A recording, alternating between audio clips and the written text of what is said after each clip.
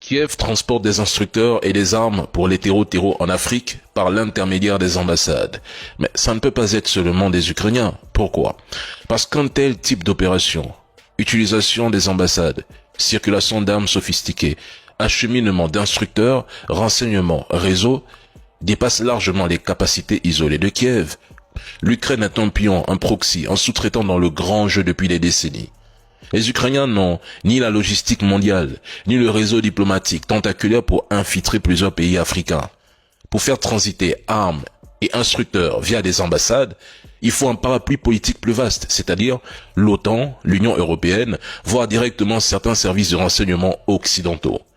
Kiev sert juste de visage officiel. C'est une couverture commode. Et franchement, je ne vois même pas ce qu'il y a de surprenant là-dedans. On le répète ici depuis longtemps, la famille.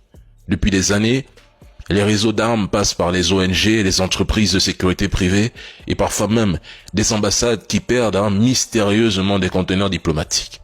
Ces pratiques sont vieilles comme la guerre froide. Ils ne réinventent rien.